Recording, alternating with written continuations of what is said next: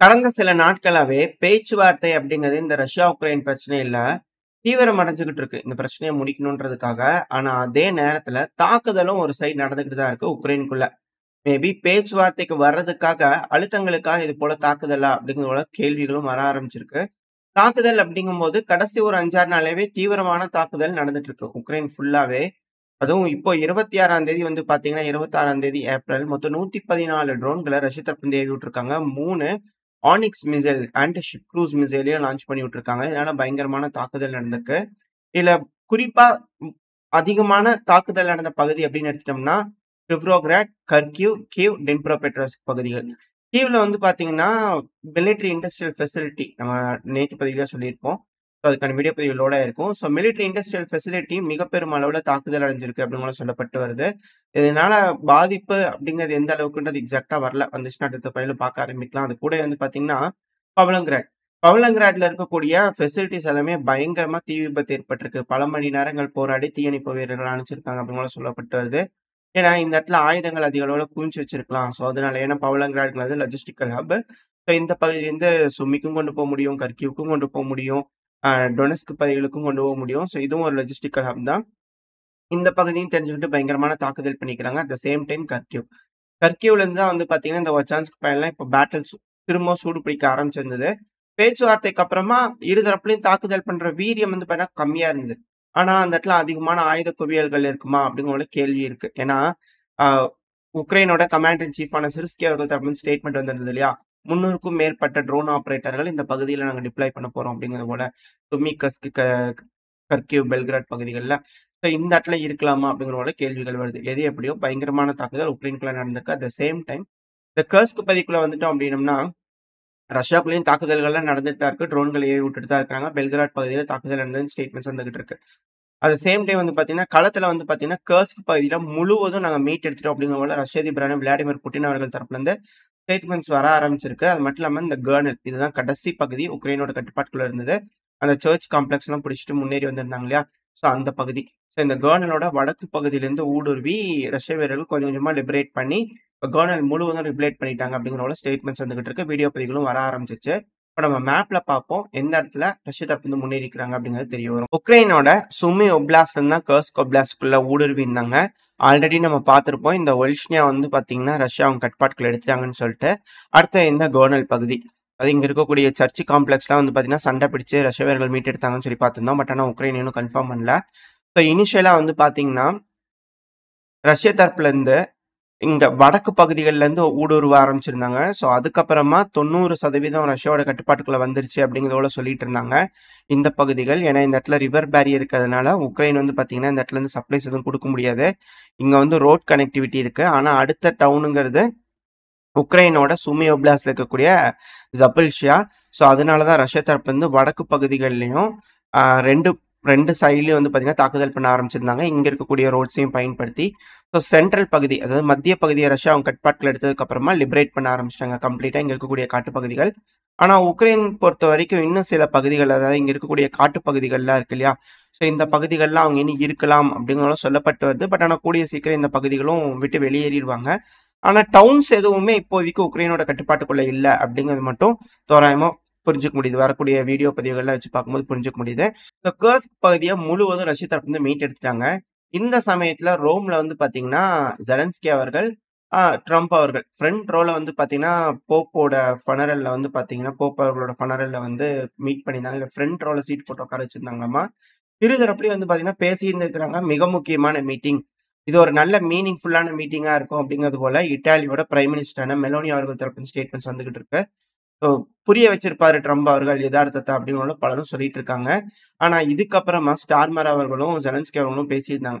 பேசம்போது தானா முன் வந்து உதவும் கூட்டம் இருக்கும் இல்லையா? ஸோ அந்த கூட்டத்துக்கு வந்து பார்த்தீங்கன்னா, அமெரிக்கா சீக்ரெட்டா நாங்க சப்போர்ட் பண்றோம் அப்படிங்கிறது போல வந்து பார்த்தீங்கன்னா, சொன்னதா சொல்லப்பட்டது. பிரிட்டனோட மீடியாக்கள். இத நம்ம நேத்து பதிவிலே பார்த்திருப்போம்.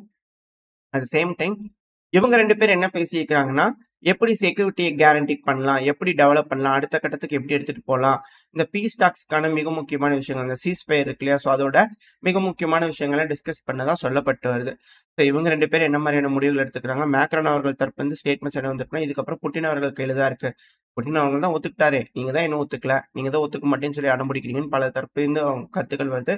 பட் இருந்தாலும் இதுக்கப்புறம் புட்டின் அவர்கள் தான் முடிவு எடுக்கணும் அப்படிங்கிறது போல வந்து பார்த்தீங்கன்னா, மேக்ரான் அவர்கள் தரப்புன்னு சொல்லிட்டு இருக்காங்க. இது ரஷ்யா, உக்ரைன் பிரச்சனையோட கள நிலவரங்கள். நடந்துட்டு இருக்கக்கூடிய விஷயங்கள். அது பிரச்சனைய முடிக்கிறதுக்காக எல்லாருமே தீவிரமா வேலை செஞ்சுகிட்டு இருக்காங்க அப்படிங்கிறத மட்டும் புரிஞ்சுக்க முடியுது. இப்போ அப்படியே நம்ம இந்தியா, பாகிஸ்தான் பிரச்சனைக்குள்ள வந்துட்டோம்னா, நம்மளுக்கு மிரட்டல்கள் விட்டுக்கிட்டு இருந்தாங்க. தொடர்ந்து 3வது நாளா வந்து பார்த்தீங்கன்னா, எல்லைகள்ல துப்பாக்கிச் சூடு நடத்திக்கிட்டு இருக்கிறாங்க பாகிஸ்தான். பல பகுதிகள்லயும். இந்த சமயத்துல நம்ம இந்தியாக்குள்ள இருக்கக்கூடிய பங்களாதேஷி ஓட இல்லீகல் இமிகிரண்ட்ஸ்லாம் இருப்பாங்க இல்லையா? ஸோ நம்ம நாட்டுக்குள்ள தப்பிச்சு வந்தவங்க, அடைக்கலம் கேட்டு வந்தவங்க, இது போல நபர்கள்லாம் இருப்பாங்க இல்லையா? ஸோ அவங்கலாம் தெரியாம கவர்மெண்ட்டுக்கு தெரியாம மறைஞ்சு வாழ்ந்துட்டு இருக்கக்கூடிய நபர்கள்லாம் மிக பெருமளவுல பிரேக் டவுன் பண்ணி பிடிச்சுக்கிட்டு இருக்காங்க. அதுவும் குஜராத் பகுதியிலாம் வந்து பார்த்தீங்கன்னா, 500க்கும் மேற்பட்ட பங்களாதேஷை சேர்ந்த இல்லீகல் இமிகிரண்ட்ஸ பிடிச்சுட்டு போயிருந்திருக்காங்க. போலீசார் தரப்புலருந்து இது ஒரு மிகப்பெரிய கிராக் டவுன் அப்படின்னு சொல்றாங்க. ஏன்னா ஒன்ஸ் போர் ஆரம்பிச்சுச்சு அப்படின்னா, இது போல ஆளுங்களா உள்ள இருந்து கலவரத்த தூண்டி விட்டாங்க அப்படின்னா, என்ன நடக்குது? ஏது நடக்குதுன்னே தெரியாது. அதுவும் இல்லாம திருப்பூர்லலாம் வந்து பார்த்தீங்கன்னா, இது போல நெறைய பேர் இருக்காங்க அப்படிங்கிற செய்திகள்லாம் நம்ம பார்த்திருந்தோம். அந்த டைம்ல எல்லாம் பிடிச்சிருந்தாங்க. இது எல்லாமே வந்து பார்த்தீங்கன்னா, கொஞ்சம் பார்த்து என்ன நடக்குது? ஏது நடக்குது? எதுக்கு சப்போர்ட் பண்றோம்? எதுக்கு சப்போர்ட் பண்ணக்கூடாதுன்னு ஒரு செகண்ட் யோசிச்சுட்டு முடிவெடுக்கிறது ரொம்ப ரொம்ப நல்லது. ஏன்னா ஒன்ஸ் போர் ஆரம்பிக்குது அப்படின்னா ஏன்னா பாகிஸ்தான் அவங்களோட ட்ரூப்ஸ் எல்லாத்தையும் வந்து பார்த்தீங்கன்னா, ஃப்ரண்ட்ல டிப்ளாய் பண்ணிக்கிட்டு இருக்காங்க. நம்ம நாட்ட பொறுத்தவரைக்கும் இது போல வீடியோக்கள் எடுத்து தயவு செஞ்சு போடாதீங்க. இது பாகிஸ்தான்ல செய்யக்கூடிய கிறுக்குத்தனம். ஏன்னா இது நம்ம ரஷ்யா, உக்ரைன் பிரச்சனையிலே நம்ம பார்த்திருப்போம். இது போல ரஷ்யாவோட மூமெண்ட்ஸ போடும்போது, ரஷ்யாவோட வீரர்கள் எந்த அளவுக்கு இறந்தாங்க அப்படிங்கிறத நம்ம கண்கூட பார்த்திருப்போம். ஒரு மிசைல் ஸ்ட்ரைக் பண்ணாங்கன்னா, தேவையில்லாம அங்க இருக்கக்கூடிய நம்மளோட ராணுவ வீரர்கள் இறந்துருவாங்க. இது பெருமைக்கு போடக்கூடாது. அது அவங்களுக்கு செய்யக்கூடிய துரோகமா மாறிடும். இது போல விஷயங்கள தயவு செஞ்சு யாருமே இதுக்கு மேல வீடியோ ரெக்கார்டோ எதுவும் பண்ணாதீங்க. ஆனா இது இந்தியாவோடது கிடையாது. இது பாகிஸ்தானோடது. ஸோ அவங்களோட ட்ரூப் டிப்ளாய்மென்ட்ஸ் வந்து பார்த்தீங்கன்னா, ஃப்ரண்ட் லைன்ல பண்ணிட்டு இருக்காங்க. அவங்க போருக்காக தான் இத்தன வேலையும் செஞ்சுட்டு இருக்காங்க அப்படிங்கிறது இதுலருந்து நம்மளுக்கு தெளிவா தெரிய வருது. நம்மளோட வீரர்கள் இது போல ஏதாவது மூவ்மெண்ட்ஸ் பண்ணிட்டு இருக்காங்கன்னா, தயவு செஞ்சு யாரும் போட வேணாம். நம்மளோட கவர்ன்மெண்ட் தரப்புல இருந்து இது போல விஷயங்கள் வந்திருக்கு. நம்மளுக்கும் ரெஸ்பான்சிபிலிட்டி இருக்கு. அதுக்கு ஏத்தபடி ஃபாலோ பண்ணணும் அப்படிங்கிறதுல மாற்று கருத்து இல்ல. ஸோ ட்ரூப்ஸ மூவ் பண்றாங்களா அப்படின்னாலே என்ன அர்த்தம்? எல்லாத்துக்கும் ரெடி ஆயிட்டாங்க பாகிஸ்தான் அப்படிங்கிறது தான் அர்த்தம். அது மட்டும் இல்லாம, தொடர்ந்து ஜம்மு காஷ்மீர்ல தேடுதல் வேட்டை வந்து பார்த்தீங்கன்னா போயிட்டு இருக்கு. ஸ்ரீநகர்லாம் அமைதி திரும்பி இருக்கு. ஏன்னா டூரிஸ்ட்லாம் போயிருப்பாங்க இல்லையா? ஸோ அவங்களுக்குள்ள இப்ப அமைதி திரும்பி இருக்கு. நார்மல் லைஃப் வந்து பார்த்தீங்கன்னா வர ஆரம்பிச்சிருக்கு அப்படிங்கிறாங்க. ஆனா தொடர்ந்து தேடுதல் வேட்டைகள் வந்து பார்த்தீங்கன்னா, ஈடுபட்டுட்டே தான் இருக்காங்க. பல வீடுகள் வந்து பார்த்தீங்கன்னா இடிக்கப்பட்டிருக்கு அப்படிங்கிற செய்திகள் வந்துகிட்டு இருக்கு. ஸோ இது ஜம்மு அண்ட் காஷ்மீர்ல நடக்கக்கூடிய அப்டேட்ஸ். அப்படியே நம்ம ஈரான் பக்கத்துல வந்துட்டோம் அப்படின்னா, ஈரான்ல போர்ட்டுக்கு பக்கத்துல இருக்கக்கூடிய ஆ ஆயில் ஸ்டோர் பண்ணி வச்சுக்கக்கூடிய பகுதி. அது வந்து பார்த்தீங்கன்னா, திடீர்னு ஸ்பார்க் ஆயி வெடிக்க ஆரம்பிச்சிருந்திருக்கு. இதனால 500க்கும் மேற்பட்ட நபர்கள் காயமடைஞ்சிருக்காங்க. 20க்கும் மேற்பட்ட நபர்கள் இறந்திருக்காங்க அப்படிங்கிற இனிஷியல் ஸ்டேட்மெண்ட்ஸ் வந்துட்டு இருந்தது. ஆனா பயங்கரமான வெடி விபத்து நடந்திருக்கு. டைம் போக போக இதோட கேஷுவாலிட்டீஸ் இன்கிரீஸ் ஆகிக்கிட்டே இருக்கு. அட் த சேம் டைம் நம்ம இஸ்ரேல் காசா பிரச்சனைக்கு போயிட்டோம்னா, ஹமாஸ் ஒரு வழியா சீஸ் ஃபயர் டீலுக்கு வந்து பார்த்தீங்கன்னா ஒத்துக்கிட்டாங்க. அதாவது ஹோஸ்டேஜ ஃபுல்லா ஒரே டைம்ல ரிலீஸ் பண்றோம். 5 வருஷத்துக்கு சீஸ் ஃபயர் டீல் அப்படிங்கிறத போல போட்டிருக்காங்க.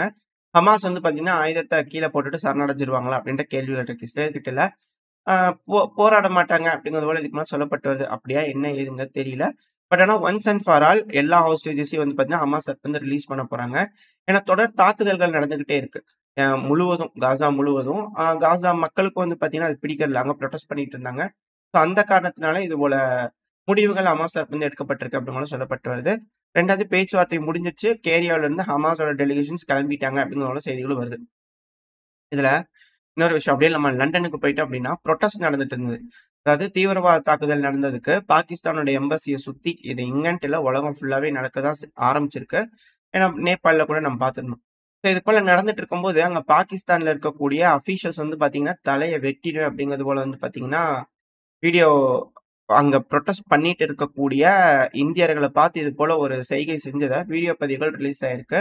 இது மேலும் மேலும் அதிர்வலைகளை ஏற்படுத்தியிருக்கு. அடுத்தது அப்படியே நம்ம கொரியா பக்கம் போயிட்டு அப்படின்னம்னா, சமீப காலமாவே நார்த் கொரியால கப்பல் கட்டும் ஷிப்யார்ட்ஸ்லாம் வந்து பார்த்தீங்கன்னா, கட்டிட்டு இருக்காங்க. ஃப்ரிகேட்ஸ், டெஸ்ட்ராயர்ஸ் அப்படின்லாம் சொல்லிட்டு இருக்காங்க. இப்ப தான் சப்மரைன் கட்டி விட்டாங்க. இப்ப டெஸ்ட்ராயர் வந்து பார்த்தீங்கன்னா, கிம் ஜாங் உன் அவர்கள் வந்து பார்த்தீங்கன்னா கட்டியிருக்கிறாரு. இதான செரிமனி வந்து பார்த்தீங்கன்னா செலிப்ரேட் ஆயிருக்கு. இந்த நார்த் கொரியாவோட டெஸ்ட்ராயர் வந்து பார்த்தீங்கன்னா, டெஸ்ட்ராயர்லருந்து வந்து பார்த்தீங்கன்னா, அது ஒரு மிகப்பெரிய டெஸ்ட்ராயர் அப்படின்னு கூட சொல்றாங்க. அதுக்கான காரணம் 74 மிசைல்கள வந்து பார்த்தீங்கன்னா, இந்த டெஸ்ட்ராயர்லருந்து ஏவ முடியும் அப்படின்னு சொல்லப்பட்டு வருது. ஸோ நார்த் கொரியாவும் கப்பல் கட்டும் இதுல வந்து பார்த்தீங்கன்னா, அடுத்த கட்ட வளர்ச்சி நோக்கி போயிட்டு இருக்காங்க. நேவல் ஃப்ளீட்ட வந்து பார்த்தீங்கன்னா, ஸ்ட்ரெங்தன் பண்ணிட்டு இருக்காங்க. சைனாவும் வந்து பார்த்தீங்கன்னா, ஒரு சைடு ரெடி ஆயிட்டு இருக்காங்க. நம்மளுக்கு எதிரா பாகிஸ்தான் இப்ப களம் இறங்க போகுது. யார நம்பி இறங்குறாங்க அப்படிங்கிறது தெரியல. அமெரிக்காவ நம்பியா? இல்ல சீனாவ நம்பியா? யார் ஆயுதங்கள் குடுக்க போறாங்க? என்ன நடக்க போகுதுன்றது வெயிட் பண்ணி பார்த்துடலாம். ஓரளவுக்கான தகவல்கள் இந்த பதிவுல பார்த்திருப்போம்னு நெனைக்கிறேன். இதோட இந்த பதிவு நான் முடிச்சுக்கலாம். இந்த பதிவு எப்படி இருந்துச்சு உங்களுக்கு பிடிச்சிருக்கா? பிடிச்சிருந்தா லைக் பண்ணிட்டு, உங்க ஃபிரெண்ட்ஸ் அண்ட் ஃபேமிலியோட ஷேர் பண்ணிக்கோங்க. அது கூடவே மறக்காம இந்த பதிவு பத்தின உங்களோட கருத்துக்கள கமெண்ட் செக்ஷன்ல சொல்லுங்க. இந்த பதிவு நல்லா இருக்கும்ன்ற நம்பிக்கையில அடுத்த பேர் உங்கள சந்திக்கிறேன். Stay safe. பை.